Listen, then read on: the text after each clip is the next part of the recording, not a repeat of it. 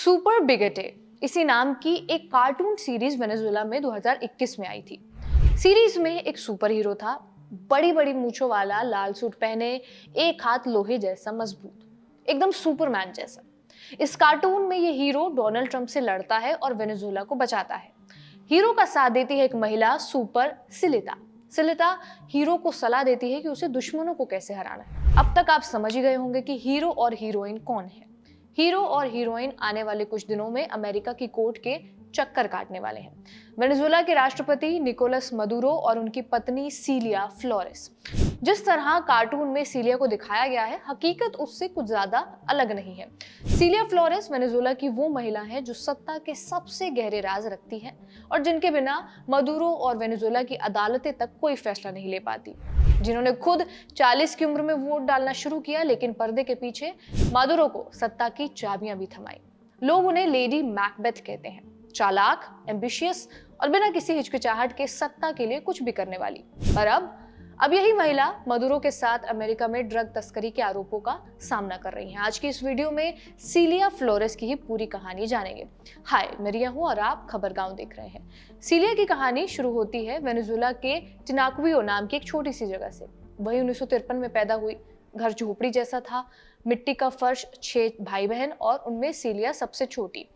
पापा travelling salesman थे, यानी सामान बेच बेच कर घर चलाते थे। बचपन में ही परिवार कैराकस आ गया। वहां कैटिया नाम के इलाके की बस्तियों में रहने लगा। वहां से पढ़ाई की और अपने स्कूल के ही दोस्त वॉल्टर गाविडिया से शादी कर ली। 3 बच्चे हुए, तीनों बेटे।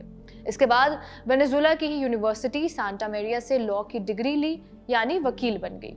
दिलचस्प बात यह है कि जवानी में ही सीलिया को राजनीति से कोई मतलब नहीं था। वो एब्स्टेंशनिस्ट थी, मतलब पॉलिटिकल चीजों में उन्हें शामिल ही नहीं होना था, इसलिए सीलिया वोट ही नहीं डालती थी। लेकिन 1989 में काराकाजो हुआ, वो बड़े दंगे जो तेल के दामों के खिलाफ हुए थे वेनेजुएला में, और इसके चलते सड़कें खून से भर गई। इसी घटना ने सीलिया को जगाया और उसके बाद पिक्चर में आते हैं एक आर्मी अफसर ह्यूगो चावेज। 1992 में चावेज ने सरकार के खिलाफ तख्तापलट की कोशिश की, लेकिन वो नाकाम रहे। चावेज और कई दूसरे अफसरों को गिरफ्तार भी कर लिया गया। सीलिया, जो उस वक्त एक युवा क्रिमिनल लॉ की वकील थी, उन्होंने चावेज की तरफ से डिफेंस करने का फैसला लिया। कैराकस क्रॉनिकल्स की रिपोर्ट के मुताबिक सीलिया ने जेल में बंद चावेज को चिट्ठियां लिखी। उनमें उन्होंने अपनी लीगल मदद ऑफर करने का ऑफर दिया, यानी कहा कि वो उनकी कानूनी लड़ाई लड़ सकती हैं। ये चिट्ठियां चावेज तक पहुंची और उन्होंने सीलिया को अपनी डिफेंस टीम में शामिल कर लिया। सीलिया खुद कहती हैं कि वो चावेज की डिफेंस टीम का हिस्सा थी और उनकी वजह से चावेज पर लगे इल्जामों में मजबूत बचाव भी हुआ। आखिरकार 1994 में चावेज को रिहा कर दिया गया। यही वो दौर था जब सीलिया चावेज के बहुत करीब आई, पहले वकील के तौर पर, फिर राजनीतिक साथी के तौर पर। इसी दौरान उनकी मुलाकात निकोलस मदुरो से भी हुई। मदुरो भी चावेज की ही रिहाई के लिए काम कर रहे थे। CNN की रिपोर्ट के मुताबिक मदुरो उस समय चावेज की सिक्योरिटी टीम में थे। सीलिया ने मदुरो को ही पॉडकास्ट के पहले एपिसोड में ये पूरा किस्सा बताया। सीलिया ने कहा, हम चावेज की रिहाई के लिए सड़क पर काफी एक्टिव थे और मुझे हमेशा याद रहती है एक मीटिंग। वहां एक युवा लड़का बोलने की इजाजत मांगता है और वो बोलता है। मैं बस उसे घूरती रही। फिर मैंने कहा, वाह यार, कितना इंटेलिजेंट लड़का है ये लड़का निकोलस मदुरो ही थे। उस मीटिंग के बाद से सीलिया और निकोलस मदुरो हमेशा साथ रहे, एक दूसरे के बिल्कुल करीब। लेकिन सीलिया ने राजनीति में अपना अलग रास्ता भी अपनाया। साल 2000 में जब चावेज राष्ट्रपति बने, उसके अगले ही साल सीलिया पहली बार नेशनल असेंबली की मेंबर बनी। फिर 2005 में वो दोबारा जीती। 2006 में उन्होंने इतिहास रच दिया। सीलिया वेनेजुएला की पहली महिला थी जो संसद की प्रेसिडेंट बनी हो। उससे पहले ये पद मदुरो के पास था, जो अब चावेज के विदेश मंत्री बन चुके थे। सीलिया के इस दौर में काफी विवाद भी हुए। उन्होंने संसद में पत्रकारों की एंट्री बैन कर दी। सीलिया पर यह भी आरोप लगे कि उन्होंने अपने कई रिश्तेदारों को संसद में नौकरियां दिलवाई हैं। स्पेनिश अखबार ला वागांडिया को इंटरव्यू में सीलिया बताती हैं कि ये शिकायत कभी फॉर्मल नहीं हुई, ये बस बदनामी का अभियान था। और हाँ, मेरे परिवार के लोग काम कर रहे थे, लेकिन अपने मेरिट से। मैं उन पर गर्व करती हूँ और उनकी मेहनत का बचाव हमेशा करती रहूंगी। 2009 से 2011 तक वो United socialist party of Venezuela की ही सेकंड वाइस प्रेसिडेंट भी रही हैं। 2011 में ही चावेज को कैंसर हुआ और इसी के चलते 2012 में चावेज ने सीलिया को अटॉर्नी जनरल बना दिया। कैंसर होने के बाद चावेज इलाज के लिए क्यूबा में थे। तब सीलिया और मदुरो दोनों उनसे मिलने जाते रहे। वो चावेज के सबसे करीबी थे। दौर मुश्किल था क्योंकि तब उत्तराधिकारी की लड़ाई चल रही थी।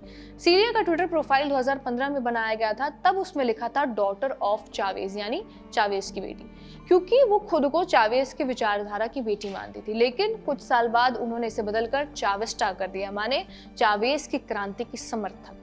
चावेज की मौत के बाद साल 2013 में सीलिया और मदुरो ने शादी कर ली, ठीक तब जब मदुरो ने हेनरिक कैपिलेस को हराकर राष्ट्रपति बनने के बाद जीत हासिल की। वेनेजुएला की फर्स्ट लेडी बनने के बाद सीलिया ने अपना प्रोफाइल काफी कम कर लिया। सिमोन बोलिवर यूनिवर्सिटी के political science professor Carmen Ortega CNN को बताते हैं कि सीलिया का राजनीतिक बैकग्राउंड बहुत मजबूत है। फर्स्ट लेडी बनने के बाद उन्होंने पीछे हटकर काम किया और वो कम दिखाई दी, लेकिन कई लोगों के लिए वो सत्ता के पीछे की असली ताकत या फिर कहे टॉप एडवाइजर थी। वो पब्लिक में कम बोलती हैं, अटेंशन नहीं लेती हैं। और चावेज की मौत के बाद जब उत्तराधिकारी की लड़ाई हुई तो मदुरो को चावेज ने चुना था, लेकिन सीलिया ने ही पीछे से मदद करके उनकी लीडरशिप को और मजबूत किया। साल बीते और 2015 में सीलिया बड़े विवादों में फंसती गई। इसे नार्को नेफ्यूज केस कहा जाता है। उस वक्त अमेरिकी DEA यानी कि ड्रग एनफोर्समेंट एडमिनिस्ट्रेशन ने एक स्टिंग ऑपरेशन में हैती में 2 भतीजों को गिरफ्तार किया, फ्रैंकोई फ्रांसिस्को फ्लोरेस डे फ्रेटास और एफ्रेन एंटोनियो कैंपो फ्लोरेस। ये दोनों सीलिया के भतीजे थे। इन्हें 800 किलो कोकेन अमेरिका में घुसाने की कोशिश करते पकड़ा गया और ये लोग मेक्सिकन ड्रग कार्टेल के साथ मिलकर काम कर रहे थे। कुछ सबूतों के मुताबिक ये पैसे सीलिया की 2015 की संसदीय चुनाव कैंपेनिंग में भी फंड होने वाले थे। सीलिया ने तुरंत अमेरिका पर आरोप लगाया कि उन्होंने उनके भतीजों को किडनैप किया है, लेकिन अमेरिकी कोर्ट में ट्रायल हुआ और 2016 में दोनों को दोषी ठहराया गया। 2017 में दोनों को 18-18 साल की सजा सुनाई गई। फिर अक्टूबर 2022 में बाइडेन सरकार के दौरान एक प्रिजनर स्वैप हुआ। इन दोनों को वेनेजुएला वापस भेज दिया गया और बदले में वेनेजुएला में कैद कुछ अमेरिकी नागरिकों को रिहा कर दिया गया। लेकिन कहानी यही खत्म नहीं हुई।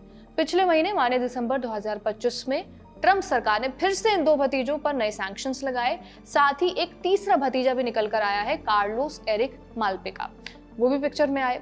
सीलिया पर अमेरिका ये आरोप लगाता आया है कि 2007 में उन्होंने कई हजार डॉलर की रिश्वत ली ताकि एक बड़े ड्रग तस्कर को वेनेजुएला की नेशनल एंटी ड्रग ऑफिस के डायरेक्टर से मिलवाया जाए।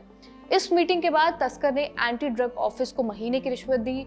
हर कोकेन फ्लाइट के लिए $1 लाख देने की डील हुई और उसमें से कुछ कमीशन सीलिया को मिलता था।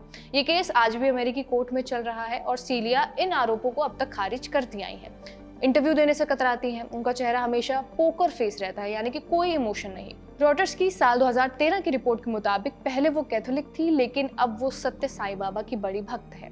2005 में जब निकोलस मदुरो वेनेजुएला के विदेश मंत्री थे, तब मदुरो और सीलिया भारत के आंध्र प्रदेश में पुट्टपर्ती गए। वहां प्रशांति निलयम आश्रम में सत्या साईं बाबा से मिलने पहुंचे और सोशल मीडिया पर उनकी यही फोटोज अब जाके खूब वायरल हो रही हैं, जिसमें मदुरो फर्श पर बैठे दिख रहे हैं और सीलिया भी उनके साथ बाबा के सामने बैठी हुई हैं।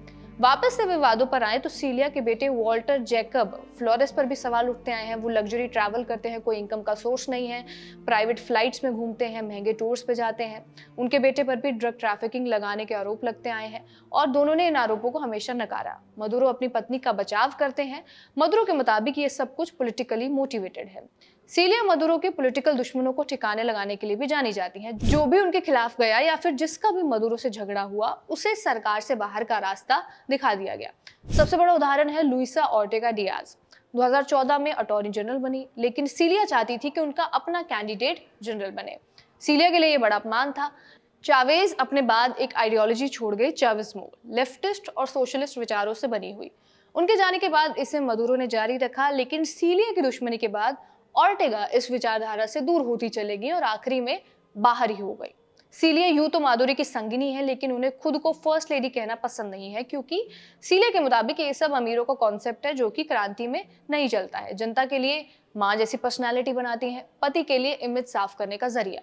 दोनों ही सीलिया हैं। ये थी वेनेजुएला की सत्ता के पर्दे के पीछे की शासक की कहानी। आपका इस वीडियो के ऊपर क्या कुछ कहना है, हमें कमेंट करके जरूर बताएं। कैमरे के पीछे आयान, आप देखते रहिए खबरगांव।